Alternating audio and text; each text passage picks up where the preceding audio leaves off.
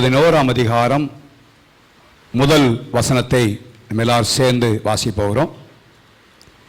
உபாகமத்தின் புத்தகம் 11ஆம் அதிகாரம் முதல் வசனம். ஆராதனை முடிவிலே தண்டாஜ் பேத்தி பிறந்ததுனால பின்னால் வடையும் காஃபியும் உங்களுக்கு வைக்கப்படுகிறது. அதை நீங்கள் பெற்றுக்கொண்டு அதை சாப்பிட்டு போகும்படி அன்போடு கேட்டுக்கொள்கிறேன். 11ஆம் அதிகாரம் முதல் வசனத்தை நம்ம எல்லாரும் சேர்ந்து வாசிக்கலாமா? நீ உன் தேவனாய கர்த்தரிடத்தில் அன்பு கூர்ந்து அவருடைய பிரமாணங்களையும் அவருடைய கட்டளைகளையும் அவருடைய நியாயங்களையும் அவருடைய கற்பனையையும் எப்பொழுதும் கை கொள்வாயாக.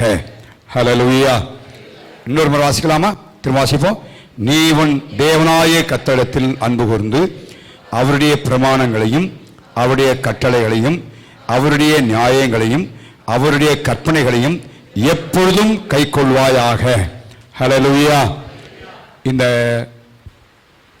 வாரத்திலும் உங்களோடு பேசும்படியாய் தேவன் நோக்கி கடந்த நாட்களிலே பார்த்த வேளையிலே இந்த வசனத்தின் ஒரு வார்த்தை என் உள்ளத்தில் தேவன் தந்தார். அந்த வார்த்தையின் அடிப்படையிலே நான் சொன்னது இந்த வருஷத்தில் சில காரியங்களை செய்ய வேண்டும் என்று நான் சொன்னேன். தேவ பக்திக்காய் முயற்சி பண்ண வேண்டும், பிரயாசப்பட வேண்டும், வீணான காரியங்களை விளக்க வேண்டும் என்று உங்களோடு நான் கர்த்தருடைய வார்த்தையை தேவனுடைய வசனத்திலிருந்து தேவனுடைய சன்னிதானத்திலிருந்து நான் உங்களோடு பேசிக் கொண்டிருக்கிறேன். நாட்டிலே ஜபங்களுக்கு வருவதற்கும் பிரயாசப்பட வேண்டும். எப்பொழுதும் போல இருக்கிறதல்ல. சில வியாழக்கிழமை சகோதரி ஜபம் இருக்கு, சனிக்கிழமை பகலில் சபையின் ஜபம். பிரயாசப்பட்டு வரணும். வசனங்களை கேட்டுட்டு அப்படியே ஏதோ ஒரு பிரசங்கத்தில் இன்னைக்கு ஒரு நல்ல பிரசங்கம் பண்ணார் அப்படின்றது எந்த பிரயோஜனம் இல்லை. ஆகவே கர்த்தருடைய வார்த்தையை நாம் கை கொள்ள வேண்டும். ஆண்டவர் நம்மிடத்தில் எதிர்பார்த்து தான் இப்படிப்பட்ட வார்த்தைகளை நம்ம கொடுக்கிறார். ஸோ இந்த வருஷத்தின் இந்த ஜனவரி மாதத்தின் கடைசி வாரத்திலும் இந்த ஆண்டு முழுவதும் தேவன் நம்மிடத்தில் எதிர்பார்க்கிற ஒரு காரியம் வசனத்தில் எழுதப்படுகிறது.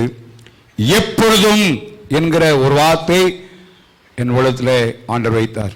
எப்பொழுதும் இந்த வருஷத்தில் எப்பொழுதும் நாம் செய்ய வேண்டிய காரியங்களாக அவர் சொல்லும் பொழுது அவருடைய கற்பனைகளையும் எப்பொழுதும் என்ன செய்வாயாக? கேட்பாயாக இருக்கா? இல்லை, என்ன செய்ய வேண்டும்? கை கொள்ளுவாயாக. கை கொள்ளுவாயாக. அதில் வசனத்தை நீ வாசிங்கன்னா அதில் சொல்வது அவருடைய பிரமாணங்கள் அவருடைய கட்டளைகள் அவருடைய நியாயங்கள் அவருடைய, இது எல்லாமே எதைத்தான் குறிக்குது? வேத வசனத்தை தான் குறிக்குது. இதுதான் 119ஆம் சங்கீதத்தில் நீங்கள் பார்த்தீங்கன்னா ஒவ்வொரு பிட்லையும் அவர் இந்த வசனங்களை சொல்லிட்டு வர்றார், பல வார்த்தைகளை பயன்படுத்துகிறார். ஸோ இந்த 4 காரியமே தேவனுடைய வார்த்தையை சுட்டி காட்டுவதை பார்க்கிறோம். அது நியாயங்களானாலும் பிரமாணங்களானாலும் கட்டளைகளானாலும் கற்பனைகளானாலும் எல்லாம் ஒட்டுமொத்தமாய் தேவனுடைய வார்த்தையை குறிக்கிற ஒன்றாய் காணப்படுவதை பார்க்கிறோம்.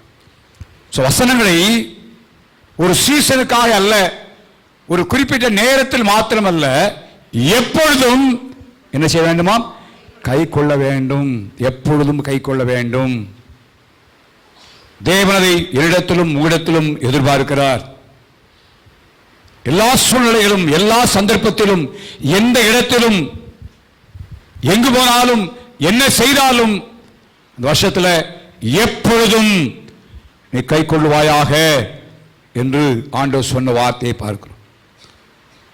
இந்த வார்த்தையை அடிப்படையாக வைத்து நான் பார்த்தபடியில் எப்பொழுதும் கை கொள்ளுவாயாக என்று சொல்லியிருக்கிறாரே, அப்படியானால் எப்பொழுதும் என்ன செய்ய வேண்டும் என்று தேவனுடைய வார்த்தை சொல்லுகிறது என்பதை நான் பார்த்தேன். அதைத்தான் உங்களோடு பகிர்ந்து போகிறேன்.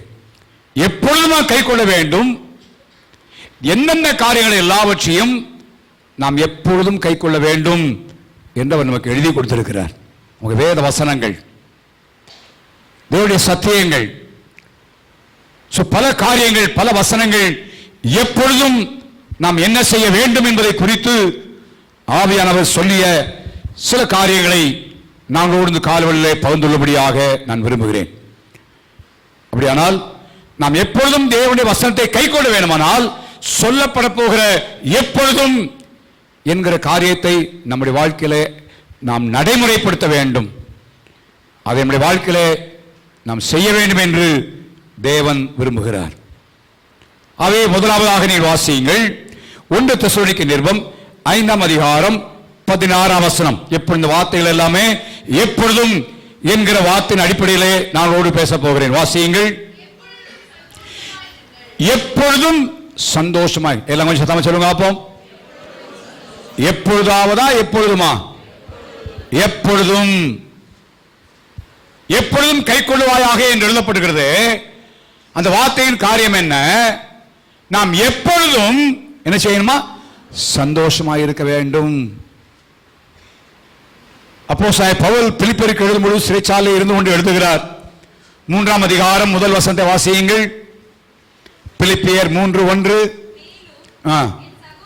என் சகோதரரே, கர்த்தருக்குள் என்ன செய்யுங்க?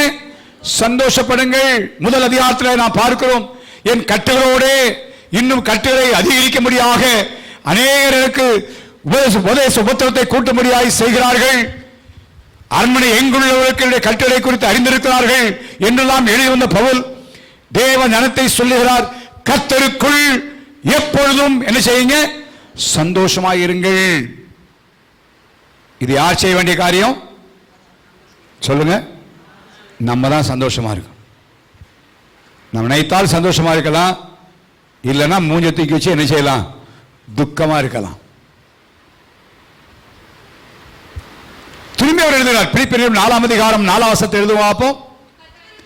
கர்த்தருக்குள் எப்பொழுதும் சந்தோஷமாயிருங்கள், சந்தோஷமாயிருங்கள் என்று மறுபடியும் சொல்கிறேன். பவுல் வருத்தப்படவே இல்லை. திரும்ப திரும்ப சொல்லுகிற காரியங்களை குறித்து அவரே வருத்தப்படலை. ஆனால் எப்படியும் தேவ ஜனங்கள் எப்பொழுதும் செய்ய வேண்டும் என்று ஆண்டவர் சொன்ன வார்த்தையில் ஒரு காரியம், எப்பொழுதும் எப்படி செய்யணுமா? சந்தோஷமா இருக்க வேண்டும். தேவனுடைய வார்த்தையை வாசித்தவர்கள் நல்ல சூழ்நிலை இருக்கும்போது சந்தோஷமா இருக்கலாம். நம்மை சுற்றிலும் நம்மை குறித்து நல்லாய் பேசும்போது சந்தோஷமா இருக்கலாம். நாம் நினைத்த காரியங்கள் எல்லாம் நடக்கும்போது சந்தோஷமா இருக்கலாம். ஆனா வேதம் குறிப்பிட்டு சொல்லுகிற காரியத்தை வாசிக்கிறோம். 1 பேதுரு நிருபம் 3ஆம் அதிகாரம் முதல் வசனத்தை வாசிங்க. 1 பேதுரு நிருபம் 4ஆம் அதிகாரம் 13ஆம் வசனம். 1 பேதுரு 4:13. கிறிஸ்துவின் மகிமை வெளிப்படும் போது நீங்கள் கலிகூர்ந்து மகிழும்படியாக அவருடைய பாடுகளுக்கு நீங்கள் பங்காளிகளானதால். எதுக்கு சந்தோஷமா இருக்கணுமா? ஆண்டவருக்காக, அவருடைய ராஜ்யத்திற்காக, அவருடைய சேவைக்காக கொஞ்சம் பாடுகள் அனுபவிப்பதுன நீங்க எப்படி இருங்க? ஏன்? கிறிஸ்துவின் நாளில என்ன வரப்போகுது? மகிமை வெளிப்பட போறது. அன்னைக்கு நீங்க அதை பார்த்து என்ன செய்ய போறீங்க? கலிகூர போகிறீர்கள். அன்னைக்கு நீங்க சந்தோஷப்பட போறீங்க. அன்றைக்கு உங்களுக்கு கொடுக்கப்படுகிற மகிமையை பார்த்து நீங்கள் கலிகூர போகிறீர்கள். ஆகவே இப்ப அவருடைய பாடுகளுக்கு நீங்கள் பங்காளிகளானதால் கொஞ்சம் என்ன செய்யுங்க? சந்தோஷமா இருங்க.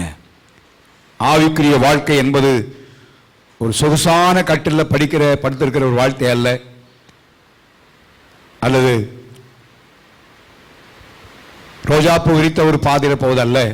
முட்களும் பலவிதமான பாடுகள் நிறைந்த ஒரு பாதை என்பதை நாம் அறிந்திருக்கிறோம். ஆனால் அது நமக்கு நியமிக்கப்பட்ட ஒரு பாதை. நமக்கு முன்பதாக நம்முடைய ஆண்டவர் இயேசு அந்த பாதை வழியாக கடந்து சென்றிருக்கிறார். அவருடைய பாடுகளிலும் நானும் கொஞ்சம் பங்காளியா ஆவதற்கு எனக்கு பாக்கியம் கொடுத்தீங்களே என்று எண்ணி நம்ம என்ன செய்யணுமா? சந்தோஷமா இருக்க வேண்டும் என்று அவர் சொல்லுகிறதை பார்க்கிறோம். அப்ப பாடுகளை மத்தியில், பிரச்சனை மத்தியில், போராட்டத்தின் மத்தியில் நம்ம சந்தோஷமா இருக்கும்படியாக தேவன் எதிர்பார்க்கிறார். தேவனுடைய வார்த்தையும் அதைத்தான் சொல்கிறது. யாக்கோபு நிருபத்திலும் யாக்கோபு எழுதும் பொழுது ஆவியானவர் அவர் சொன்ன ஒரு காரியத்தை வாசிக்கிறோம். யாக்கோபு நிருபம் 1ஆம் அதிகாரம் 3ஆம் வசனத்தை கொஞ்சம் வாசியுங்கள். உங்கள் விசுவாசத்தின் பரீட்சையானது பொறுமையை உண்டாக்கும் என்று அறிந்து அதை எப்படி பண்ணுங்க? மிகுந்த சந்தோஷமானுங்க. உங்களுக்கு பரீட்சை ஏற்பட்டுருச்சு, சோதனை வழியா போறீங்க, கஷ்டத்தின் வழியா போறீங்க, ஆனா அது எப்படி என்னங்கன்னு சொல்லப்படுகிறது? சந்தோஷமா என்னங்க. காரணம், நம்ம இதற்கேற்ற பிரதிபலனை கத்தடத்தில் பெற்றுக்கொள்ள போகிறோம். ஆண்டவருடைய மகிமை வெளிப்படும் பொழுது அவருடைய மகிமையிலே நாம் பங்கடைய போகிறோம். ஆகவே இப்ப கொஞ்ச காலம் ஆவிக்குரிய வாழ்க்கைக்காக பாடுகள், கொஞ்சம் கஷ்டம், கொஞ்சம் நம்ம ஒடுக்கிற காரியங்கள், அதற்காக நீங்க சந்தோஷப்படுங்க. அது நம்ம பிராக்டிக்கலா பார்ப்போம்னா, அப்போஸ்தலர்களுடைய சீசருடைய வாழ்க்கையின் அனுபவத்திலிருந்து நான் அதை சுட்டி காட்டும்படியாக நான் விரும்புகிறேன். சீசருடைய ஜீவியத்திலே அப்போஸ்தலர் 5ஆம் அதிகாரத்திலே பின்பகுதியிலே அவர்கள் கடைசி பகுதியிலே பார்க்கும் பொழுது பயங்கரமான டிஸ்பியூட் ஏற்படுகிற ஒரு நிலைமையை நாம் பார்க்கிறோம். 40ஆம் வசனத்தை வாசிங்க.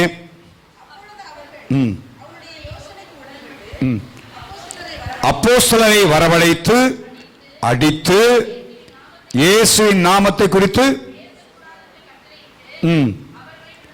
நல்லா கவனிங்க. வரவழைத்தார்கள், அடித்தார்கள், கட்டளையிட்டார்கள். 41ஆம் வசனத்தை வாசிங்க. அப்போ அவருடைய நாமத்திற்காக தாங்கள் அவமானம் அடைவதற்கு பாத்திரராக எண்ணப்பட்டபடியினாலே சந்தோஷமாய் ஆலோசனை சங்கத்தை விட்டு என்ன செய்தார்கள்? அப்படி விட்டுட்டாங்களா? இல்ல. அடுத்த வசனம் வாசிங்கன்னா, தினந்தோறும் தேவாலயத்திலும் வீடுகளிலேயும் இடைவிடாமல் உபதேசம் பண்ணி இயேசுவே கிறிஸ்துவை என்ன செய்தார்கள்? பிரசங்கித்தார்கள். இந்த நாமத்தை குறித்து பேசக்கூடாது என்று பயமுறுத்தினார்கள், அடித்தார்கள். ஆனா அவங்களுக்கு ஒரு பெரிய சந்தோஷம் தான். இந்த நாமத்திற்காக நாங்கள் அவமானம் அடைவதற்கு எங்களுக்கு ஒரு வாய்ப்பு கிடைத்ததே என்றதை சந்தோஷமாயினார்கள். தேவனுடைய பிள்ளைகளை இதெல்லாம் நாம் நினைவுமானால், இதெல்லாம் பாதம் ஆண்டவர் சொல்வாரு, எப்பொழுதும் எப்படி இருங்க? சந்தோஷமாயிருங்கள். It is possible. ஆண்டோடைய கிருபையை பெற்றுக்கொண்டு இந்த வருஷத்தை தீர்மானிப்போம், நான் எப்பொழுதும் சந்தோஷமா இருக்க போறேன். எத்தனையோ தீர்மானங்களை பண்றோம். பொருளை வாங்குவதற்கு, பல காரணங்களை செய்வதற்கு, இதெல்லாம் தீர்மானிக்கிறோம். இந்த ஜனவரி 1ஆம் தேதி, இந்த 25ஆம் தேதி தீர்மானிப்போம், இந்த வருஷத்தில் நான் எல்லா நேரமும் சந்தோஷமா இருப்பதற்கு நான் தீர்மானிக்கிறேன். ஆண்டவரே எனக்கு கிருபை தாங்க என்று நான் கேட்போம். சூழ்நிலைகள் நம்முடைய வாழ்க்கையில மாறலாம். நம்ம ஆபவுக்குள்ள நம்ம படிக்கிறோம், அந்த வசனத்தையும் வாசிப்போம். ஆபவுக்கின் புத்தகம் 3ஆம் அதிகாரம் 17, 18. அத்திமரம் துளிவிடாமல் போனாலும், திராட்சை செடியிலே பலன் உண்டாமல் போனாலும், ஒரே மரத்தின் பலன் அற்று போனாலும், விளைவியாமல் போனாலும், முதலற்று போனாலும், இல்லாமற் போனாலும் நான் எப்படி இருப்பேன்னு சொல்லப்படுகிறது? என்னுடைய மகிழ்ச்சி இதில் அல்ல. இந்த வருஷத்தில் ஒருவேளை நாட்கள் எதிர்பார்த்த காரியங்கள் நம்முடைய வாழ்க்கையில் கிடைக்காம இருக்கலாம். சில சொல்லுவாங்களா, கை கட்டினது வாய் கட்டலை அப்படின்னு நிலைமையெல்லாம் இருக்கலாம். அதை பற்றி பிரச்சனை இல்லை.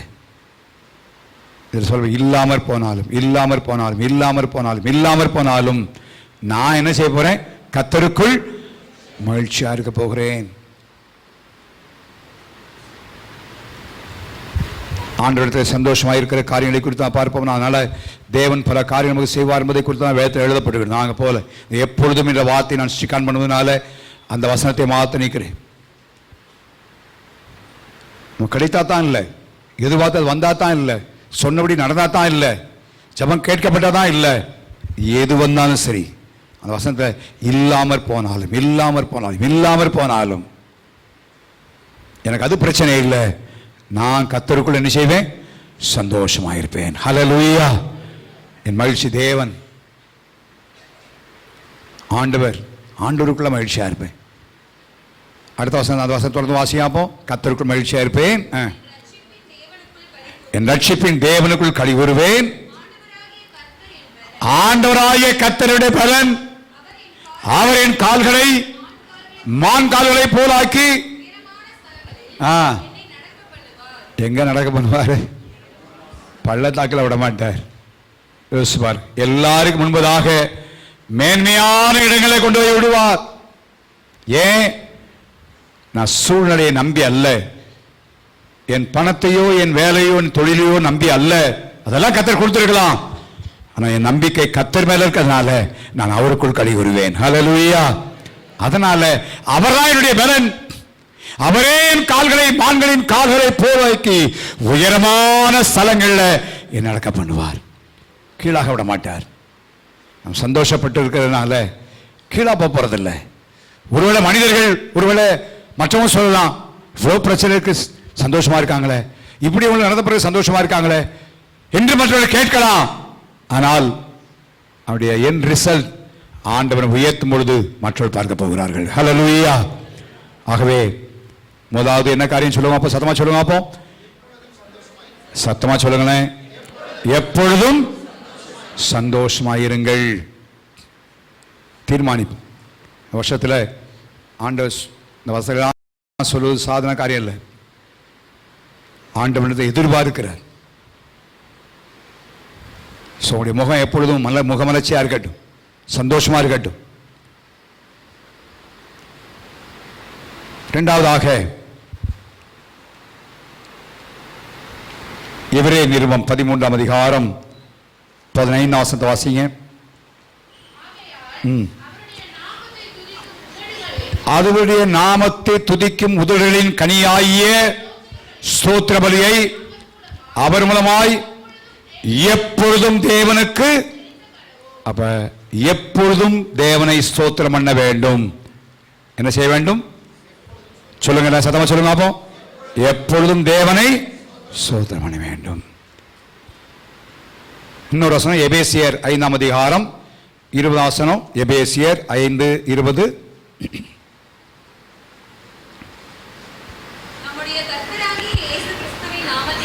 நம்முடைய கர்த்தராகிய இயேசு கிறிஸ்துவின் நாமத்தினாலே, நல்லா கவனிங்க, எப்பொழுதும் எல்லாவற்றிற்காகவும் பிதாவாகிய தேவனை ஸ்தோத்தரித்து, எப்பொழுதும், இரண்டாவது எல்லாவற்றிற்காகவும் பிதாவாகிய தேவனை இங்கே எப்பொழுதும் தீர்மானிப்பு. இந்த வருஷத்தில் நான் எப்பொழுதும் ஆண்டவர் ஸ்தோத்திரம் பண்ண போகிறேன்.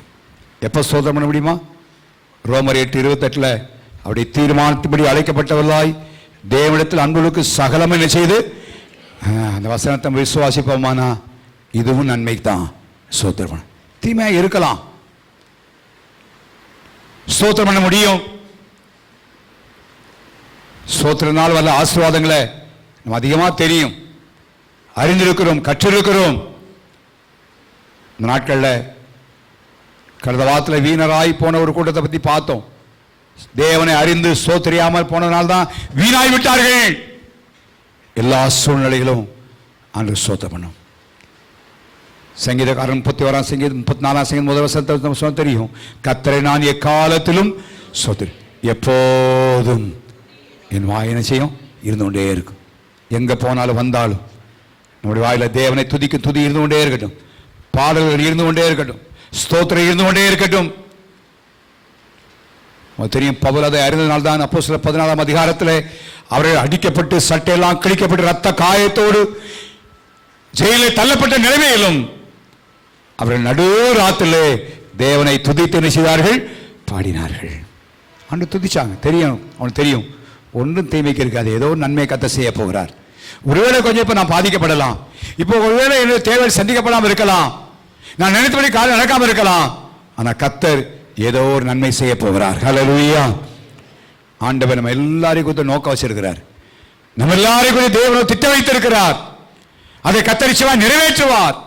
அந்த மாஸ்டர் பிளான் அதன்படி ஆண்டவர் செய்து கொண்டிருக்கிறார்.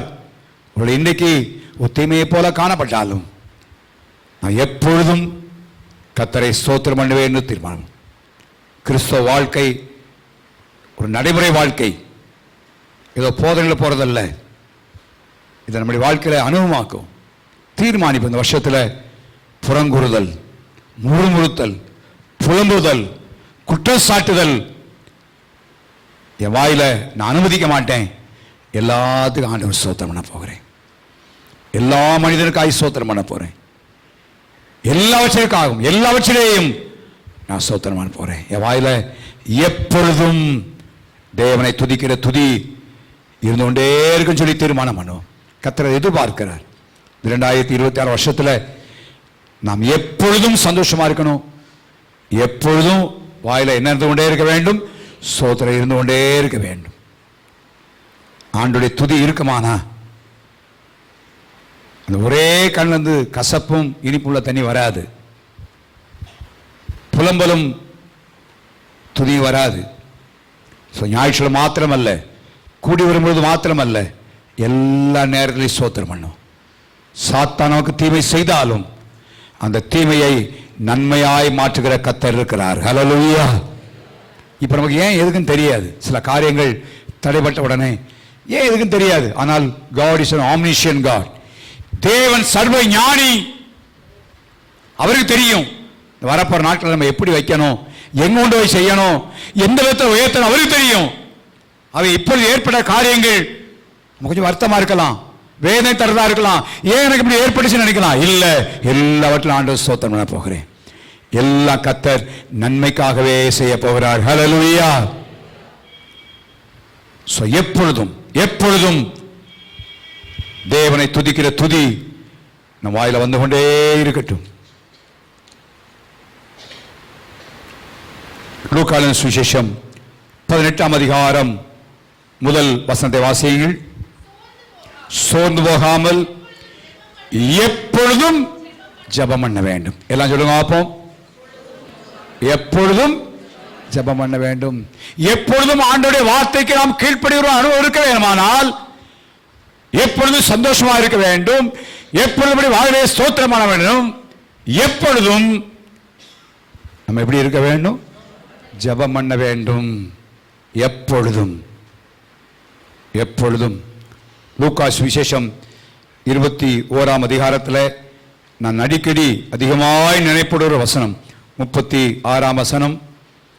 ஆகையால் இனி சம்பவிக்க போகிற இவைகளுக்கெல்லாம் நீங்கள் தப்பி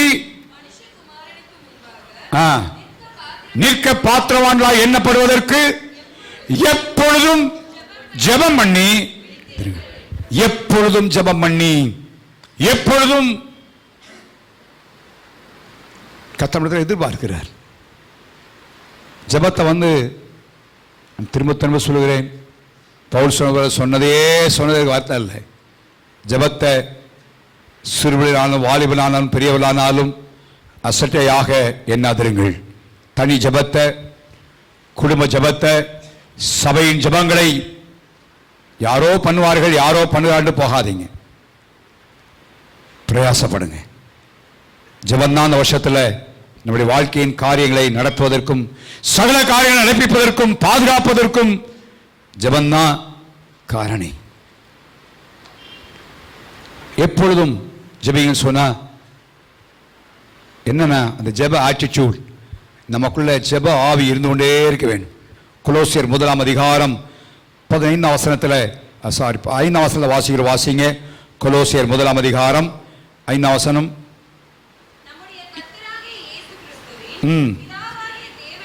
பிதாவாகிய தேவனுக்கு ஸ்தோத்திரம் செலுத்தி எப்பொழுதும் உங்களுக்காக வேண்டுதல் செய்கிறோம். பவுல் எழுத பாருங்க, எப்பொழுதும் உங்களுக்காக ஜெபிக்கிறோம். எப்பொழுதும் ஜெபிங்க. அதுதான் 1 தெசலோனிக்கேயர்ல எழுதும் பொழுது 5ஆம் அதிகாரம் 17ஆம் வசனத்தை வாசிங்க. 1 தெசலோனிக்கேயர் 5:17.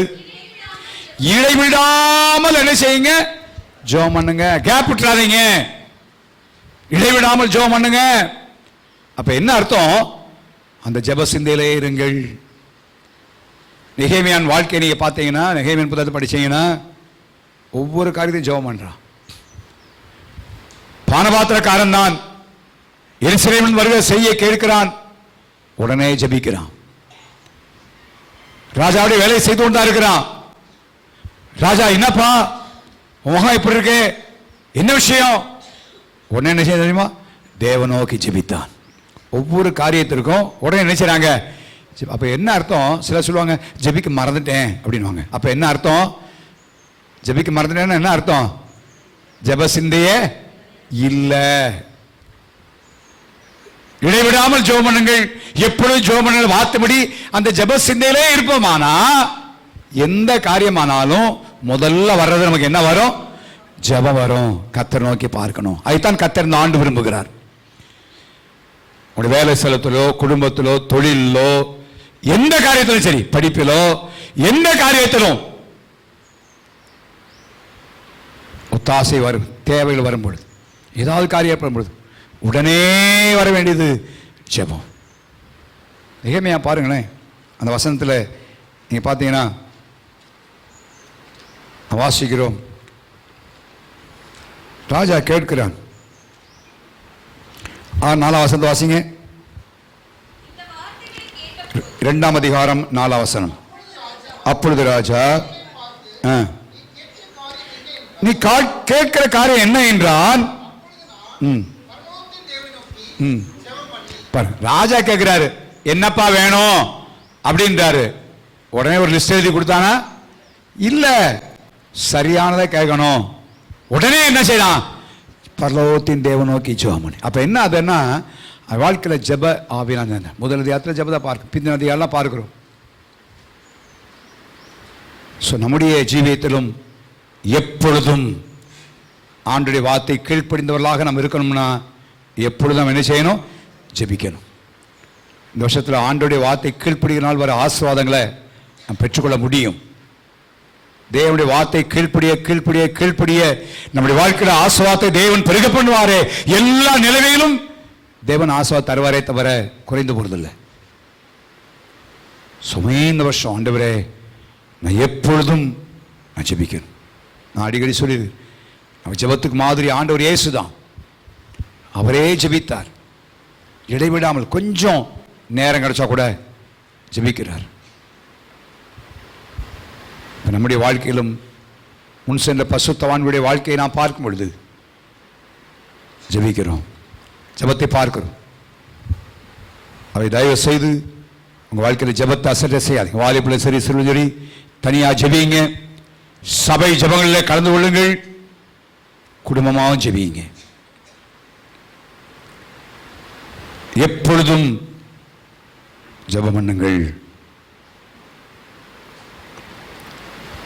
உபாமதி புத்தகம் 14ஆம் அதிகாரம் 22ஆம் வசனத்துக்கு இன்னொரு 3 வசனத்தை சொல்லி நான் முடிக்க விரும்புகிற வாசிங்க.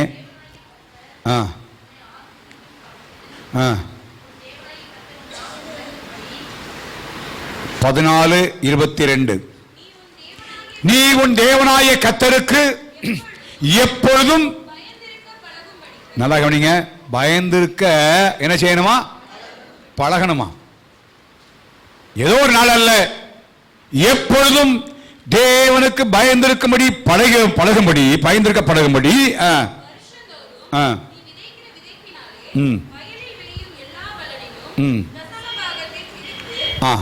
ஆண்டவர் கொடுக்கிற பத்தி சொல்லார். ஏன் ஆண்டவர் கொடுக்கணும்னு சொன்னா, நீ தேவனுக்கு எப்பொழுதும் பயப்பட வேண்டும் என்று சொல்லப்படுகிறது. வாசிங்க நீதிமொழி புத்தகம் 28ஆம் அதிகாரம் 14ஆம் வசனம்.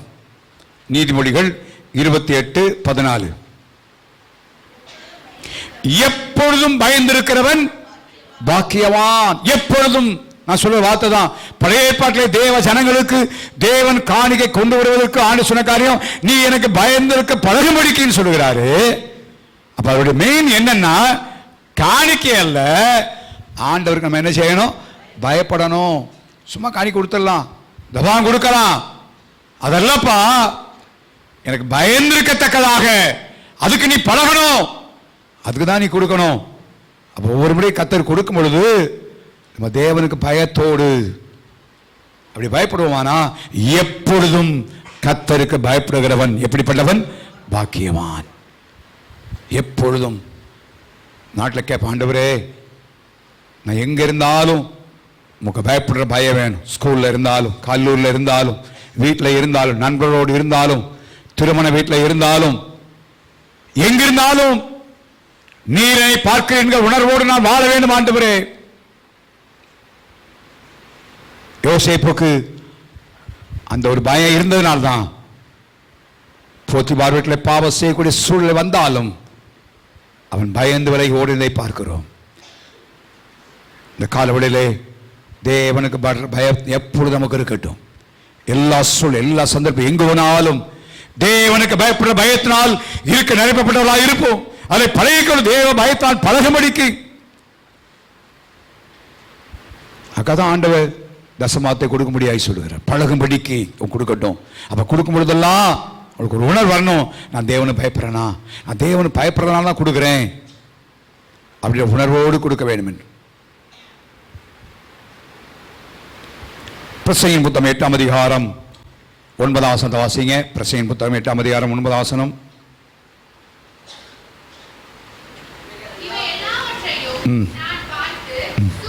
இல்லையே, சாரி, 19ஆம் வசனமா? ஒரு நிமிஷம்.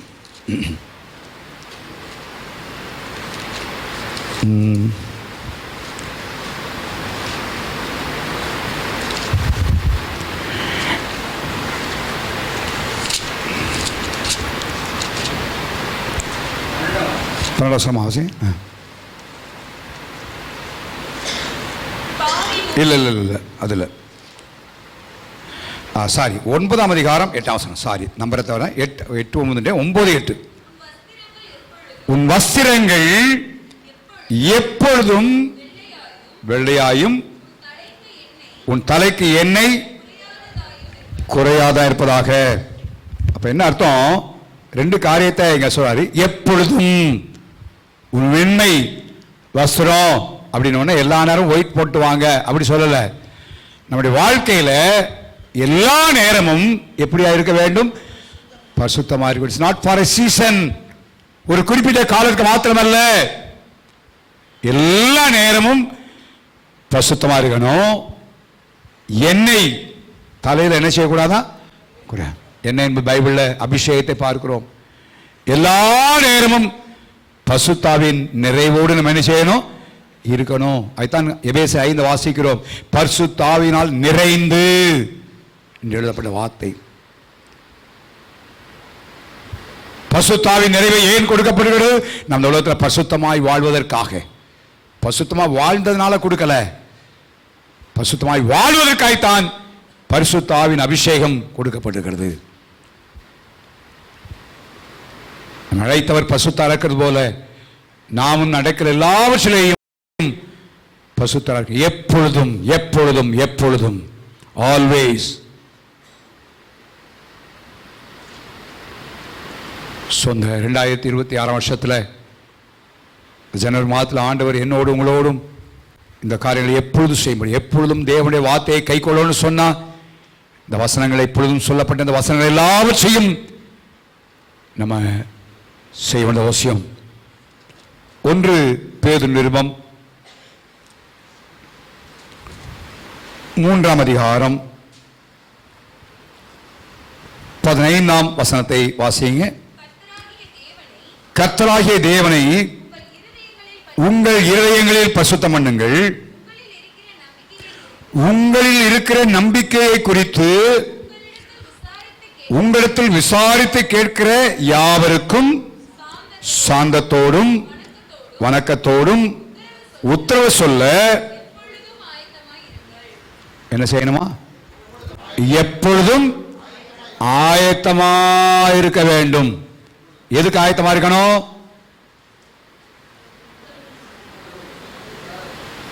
எங்க சொல்றீங்களான்னு பார்ப்போம்.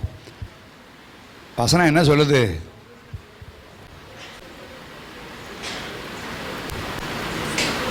எப்பொழுதும் ஆயத்தமா இருக்குன்னு சொல்லிட்டீங்க. எப்பொழுதும் ஆயத்தமா இருக்கணும் எதற்காக? நீங்க எந்த வீட்டில் எந்த கடையில் சேலை வாங்கினீங்க, துணி எடுத்தீங்க, அதை சொல்றதுக்கா? இல்ல. எதை குறித்து? உங்க நம்பிக்கை குறித்து. உங்களுக்குள்ள நம்பிக்கை என்ன? இயேசு கிறிஸ்து. இயேசுதான் நம்முடைய நம்பிக்கை. அவர்தான் எல்லாவற்றையும் நடத்துவார். அவர்தான் எனக்கு எல்லாம் என்கிற நம்பிக்கை. அந்த நம்பிக்கை உடையதான் இருக்கிறோம். அப்ப நம்முடைய வாழ்க்கையில நம்முடைய நம்பிக்கை குறித்து கேட்பவர்களுக்கு, நீங்க மாத்த இப்படி இருக்கிறீங்களே, உங்களுக்கு இப்படி நடக்குது, உங்களுக்கு இப்படி ஆகுது, உங்களுக்கு இப்படிலாம் கிடைக்குது அப்படின்னு சொன்னா என்ன சொல்லணுமா? நம்பிக்கை குறித்து ஆண்டவரை பத்தி எப்படி சொல்லணும்? எப்படி சொல்லணும்? சாந்தத்தோடும் வணக்கத்தோடும் உத்தரவு சொல்ல எப்பொழுது என்ன செய்யணும்? ஆயுதமா. அது எங்க பாஸ்டர் தான் சொல்லுவாரு, அவர்கிட்ட வந்து கேளுங்க. இல்லை அந்த சிஸ்டர் தான் சொல்லுவாங்க, அந்த பிரதர். நீங்க ஆயத்தமா இருக்கணும். எந்த நேரத்திலும் நற்செய்தியை சொல்லுவது, சுருக்கமாக சொன்னா எந்த நேரத்திலும் நற்செய்தியை சொல்லுவதற்கு என்ன செய்யணும்? ஆயத்தமா இருக்கணும். நம்ம எதுக்கு ஆயத்தமா இருக்கிறோம்? அந்த இடத்த விட்டு ஓடுறதுக்கு. எங்க என்கிட்ட கேட்டுருவாங்களோ இல்லையோ, நான் கொஞ்சம் நகன்றேன் அப்படின்ட்டு. இந்த வருஷம் அப்படி இல்லை. ஆண்டவர் பல தருணங்களை ஏற்படுத்துவார். உங்களோடு வேலை பார்க்குறவங்க இடத்துல, வேலை ஸ்தலத்தில், உன் நண்பரிடத்துல, உங்களுக்கு கத்த செய்த காரியனை குறித்து அவள் பார்க்கும் பொழுது கேட்கக்கூடிய சூழ்நிலையை தேவன் உருவாக்குவார். அந்த நேரத்தில் இயேசுவை பற்றி நீங்க நல்லா சொல்லுங்க. ஹல்லேலூயா. அதுக்கு ஆயத்தமா இருங்க. ஒவ்வொரு நாளும் உங்க வேலைக்கு எப்படி சாப்பாட்டை ஆயத்தம் பண்ணிட்டு போறீங்களோ அதே மாதிரி ஆயத்தோட போங்க. இன்னைக்கு யார் வந்தாலும் ஆண்டவரை பத்தி என்ன செய்யணும்? சொல்லணும்னு ஆயத்தோட போங்க. பாயிண்ட் அவுட் பண்ணுங்க. எங்கேயாவது ஒரு லூப் ஹோல் விட்டாங்கன்னா அதை பிடித்து கொண்டு சொல்லுங்க. நீங்க சொல்ல ஒரு வார்த்தை, அது அந்த வார்த்தை எப்படி இருக்கணுமா? அவர் எழுதுகிறார், வாசிங்க. அப்போ கொலோசியர் 4ஆம் அதிகாரம் 6ஆம் வசனம். கொலோசியர் 4:6.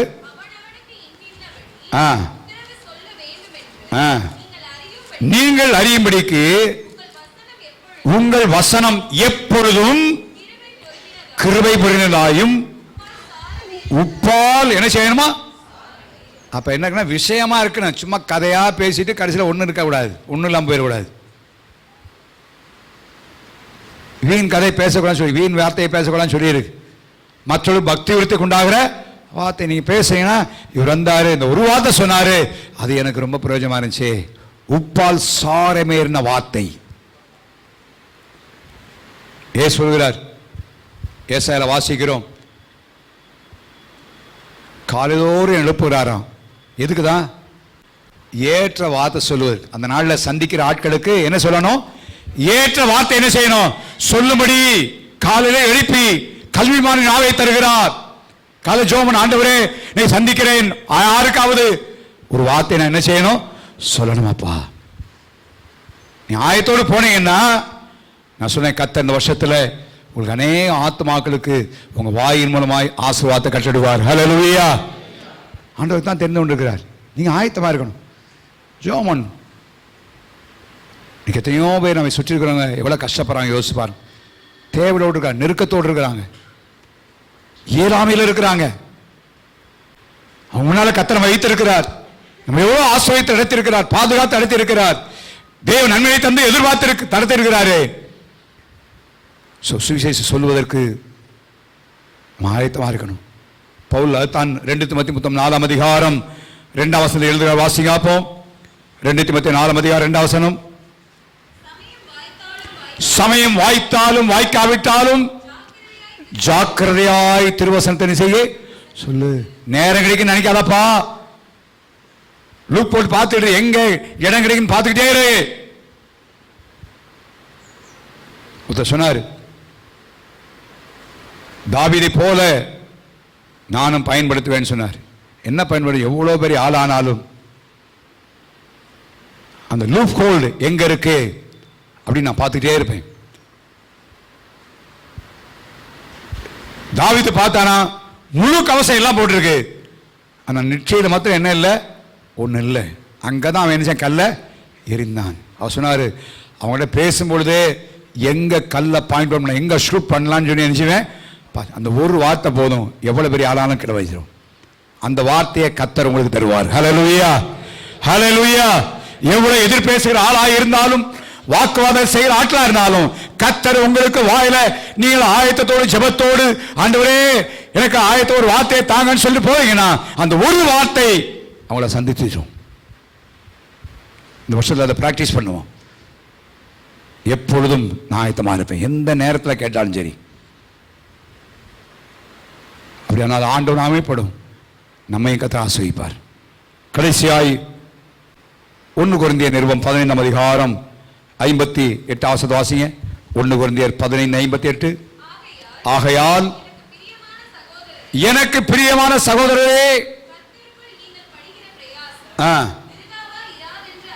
நம்ம ஏற்கனவே வசனத்தை பார்த்தோம். ஆண்டவருக்குள்ள பிரயாசப்படணும் வாஸ்தவம் அறிந்து உறுதிப்பட்டவர்களாயும் அசையாதவர்களாயும், நல்லா கவனிங்க, கர்த்தருடைய கிரியையில் எப்பொழுதும் எப்படி இருக்க வேண்டும்?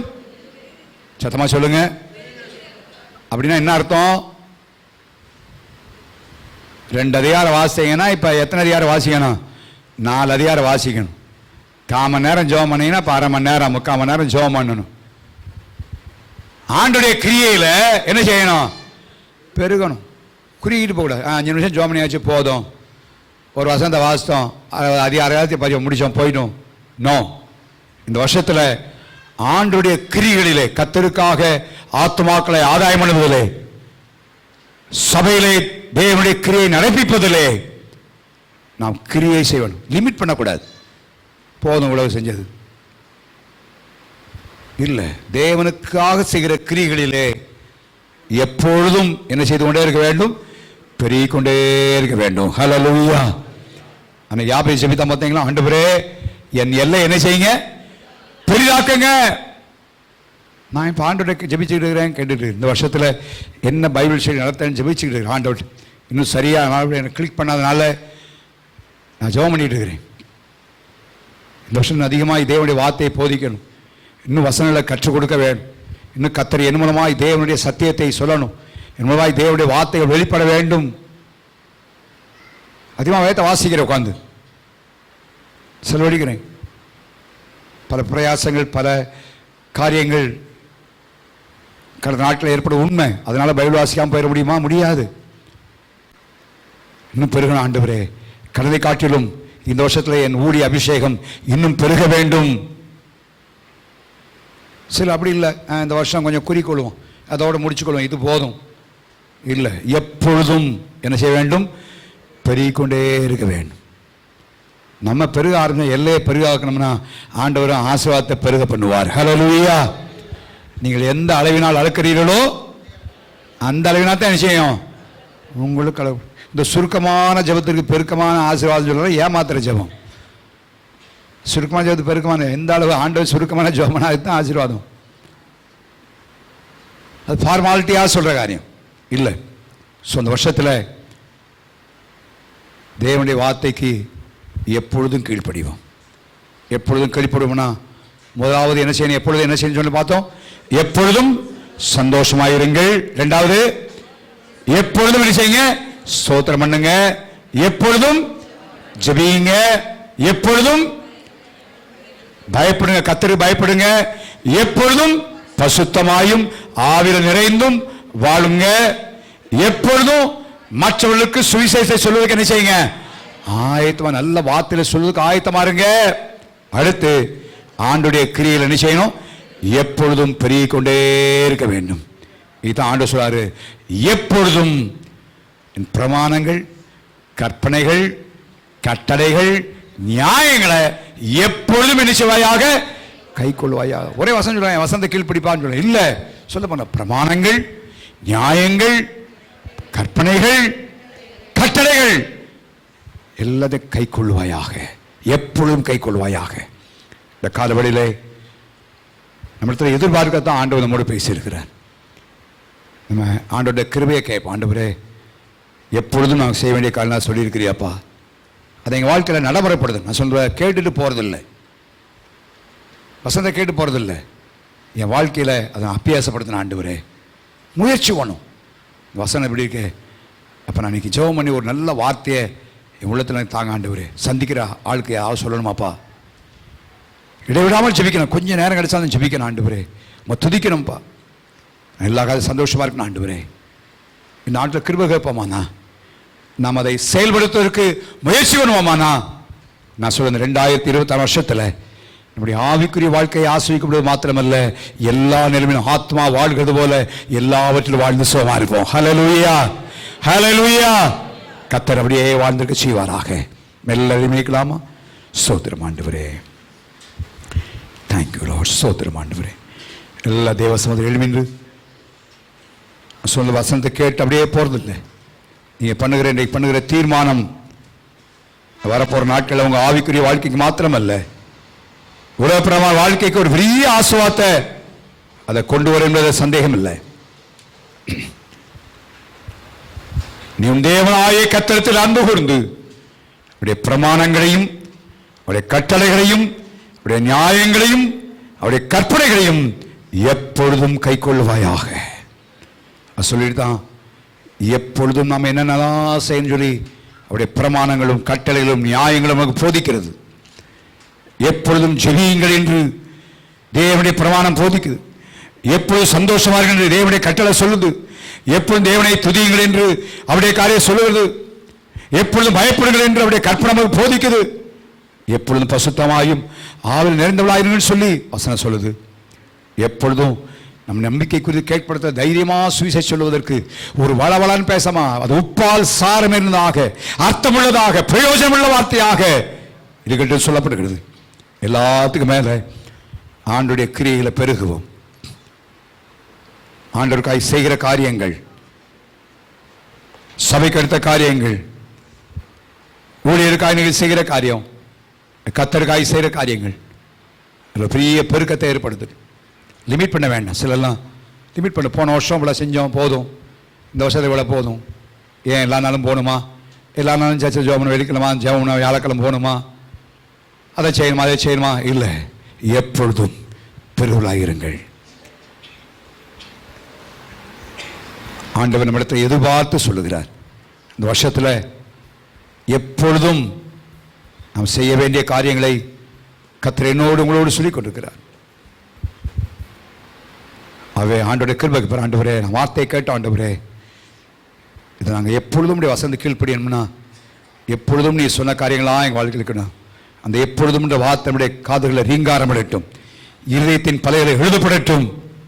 ஆண்டவரே, நாங்கள் இருந்தாலும் சரியாப்பா, என்ன செஞ்சாலும் சரி ஆண்டவரே, எப்படிப்பட்ட சூழ்நிலையாலும் சரியாப்பா, நீ சொன்ன வார்த்தையில் அப்படியே கீழ்ப்படிந்தவங்களை அர்ப்பணிக்கிறோம், தீர்மானிக்கிறோம். நீங்கள் உதவி செய்யும் ஆண்டவரேன்னு சொல்லி எல்லாரையுமா ஜெபம் பண்ணுவாமா? ஓ ஹல்லேலூயா. கர்த்தாவே உமக்கு ஸ்தோத்திரம். எல்லாரும் ஜெபம், எல்லா வாய்ப்பு வாலி பிள்ளைங்க சின்ன பிள்ளை எல்லாரும் கேட்போம். ஆண்டவரே, எப்பொழுதும் சொல்ல வார்த்தை கேட்டபடி போயிடக்கூடாதுப்பா, நாங்கள் எப்பொழுதும் செய்ய காலை செய்யணும் ஆண்டவரே. ஓ ஹல்லேலூயா, ஹல்லேலூயா, ஹல்லேலூயா, ஹல்லேலூயா. அப்பா, நீங்கள் எங்களுக்கு ஒத்தாசை, நாங்கள் தீர்மானிக்கிறோம், நீங்கள் உதவி செய்யுங்க. அன்னைக்கு தானியேல் தீர்மானித்தான், கர்த்தர் உதவி செய்தார். ஆண்டவரே, நாங்கள் தீர்மானிக்கிறோம், நீர் எங்களுக்கு உதவி செய்யுங்கப்பான்னு கேளுங்க, நீங்கள் எங்களுக்கு உதவி செய்யுங்க ஆண்டவரே. ஓ ஹல்லேலூயா, ஹல்லேலூயா, ஹல்லேலூயா, ஹல்லேலூயா. கர்த்தாவே உமக்கு ஸ்தோத்திரம், சோத்திரம் சோத்திரம் சோத்திரம். நீரன்றி என்னாலே பாரில் ஏதும் நான் செய்திட இயலே, சேத்தீரே வழுவாது என்னை காத்துமக்காய் நீருத்தி, சேத்தீரே வழுவாது என்னை காத்துமக்காய் நீருத்தி. எல்லாம் சொல்லுவோம், ஆண்டவர் பார்த்து, ஆண்டவரே நான் தீர்மானிக்கிறேன் ஆண்டவரே, ஆனால் நீங்க எல்லாமே நல்லா ஒன்றும் செய்ய முடியாப்பா, நான் எடுத்த தீர்மானத்தில் வழி போயிடக்கூடாதாப்பா, நீங்க சேர்த்து எல்லாம் பலப்படுத்துங்கப்பான்னு சொல்லி எல்லாரும் போடுத்து பாடுவோமா? நீரன்றி என்னால் பாரில் ஏதும் நான் செய்திட இயலே, சேத்தீரே வழுவாது என்னை காத்துமக்காய் நீருத்தி,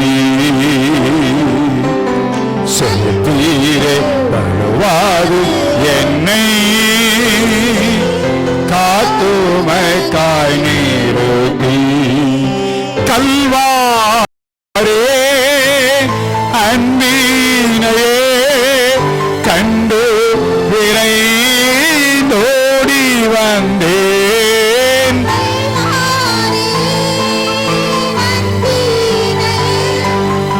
கண்டு விரை ஓடி வந்தேன் கழுவும் திருரத்தாலே நீங்க இருதயத்தை கழுவும் திருரத்தாலே நீங்க இருதயத்தை பலிபீடத்தில் பரனே அழைத்தீரேனே இந்த ஏனை சித்தம் போல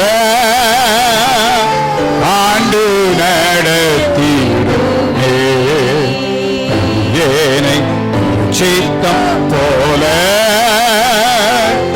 ஆண்டு நடத்தீரோமே கல்வாரே அன்பீனே கண்டு விரை ஓடி வந்தேன்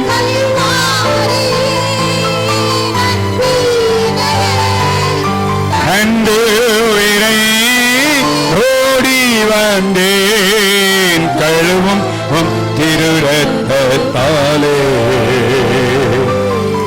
நீங்க இருதயத்தை கழுவும்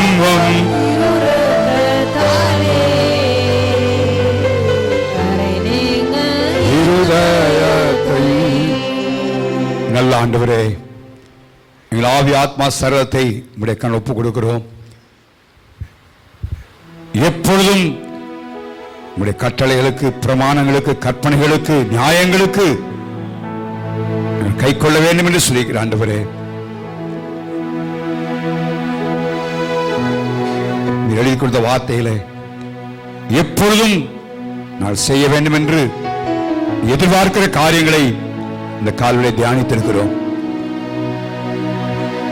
2026 வருஷத்துல எல்லா செயல் எப்பொழுதும் எங்கள் வாழ்க்கையிலே அனுபவமாக்க, செயல்படுத்த நான் தீர்மானிக்கிற ஆண்டவரே, நான் பாடுவது போல நாட்டில் எங்களுக்கு உங்களுடைய கிருபையை அளவில்லாமல் தரும்படியாக ஜெபிக்கிறோம். எங்கு போனாலும், எங்கிருந்தாலும், எப்பொழுதும் என்ற வார்த்தை ஒவ்வொருடைய காதலிலும் சத்தமிட்டுக் கொண்டு வருவதாக, ரீங்காரமிடுவதாகப்பா. எப்பொழுது செய்ய சொன்ன காரியங்களை எப்பொழுது நான் செய்து நிறைவேற்ற எனக்கும் எங்கள் ஒவ்வொருவருக்கும் நீ கிருபை தருவதன் மூலமாக அதை நான் நிறைவேற்றி நீர் வைத்திருக்கிற மேன்மைகளை, ஆசீர்வாதங்களை சுதந்திரித்துக் கொள்ள தேவாவியானவரே நீ அனுகிரகம் செய்யும். இந்த வசனங்கள் விடுதலை விட்டு நீங்க கூடாதப்பா. அப்படியே மாம்சத்தோடு மாம்சமாய் மாற்றப்படுவதாக அந்த கரிசனையும் பாரத்தை தந்து நிறைவேற்ற கிருபை எங்கள் தரும்படியாய் ஜெபிக்கிறோம். இந்த வாழ்வில் செய்ய வேலையில், பிரயாணங்கள், படிப்புகள், தொழில் எல்லாவற்றிலே கத்தற்கூடரும் ஆண்டவரே 2 மாலை நடக்கிற ஜெபத்தை தேவன் பொறுப்படுப்பீராக. ஆண்டவரே, ஊருக்கு பிரயாணமாய் போகிற பிள்ளைகளுக்காக ஜெபிக்கிறோம். ஏற்ற வேலை சுகமாய் திரும்ப உதவி செய்யும். குடும்பக்குறமாய், சபைக்குறமாய் போராடுகிற எல்லா சத்துடைய வல்லமைகள் அந்தகாரத்தின் கீழ் அசுத்தான இயேசுவின் நாமத்தால் சிறைப்படுத்துகிறோம். ஆண்டவரே, நாமாத்தமாய்ப்பட்டோம். உமக்கே நாங்கள் சகல கனத்தையும் மகிமை துதியையும் இயேசுவின் நாமத்தில் இருக்கிறோம் நல்ல பிதாவே, ஆமென். நான் இரத்தத்தில் மறைந்துள்ளேன், இயேசு இரத்தத்தில் மறைந்துள்ளேன், இயேசு இரத்தத்தில் மறைந்துள்ளேன். தீங்கும் என்னை அணுகாது, தீங்கும் என்னை அணுகாது. தீங்கில்லை, தீங்கில்லை, தீங்கில்லை, தீங்கில்லை, தீங்கில்லை, தீங்கில்லை, தீங்கில்லை, தீங்கில்லை, தீங்கில்லை. சாத்தான் தீமை செய்ய முடியாது, தீங்கும் என்னை அணுகாது. நம்முடைய கர்த்தராகிய இயேசு கிறிஸ்துவின் கிருபையும் பிதாவாகிய தேவனுடைய அன்பும் பரிசுத்த ஆவியானவருடைய வழிநடத்தலும் பாதலும் பராமரிப்பும் நம் யாவரோடு இருப்பதாக.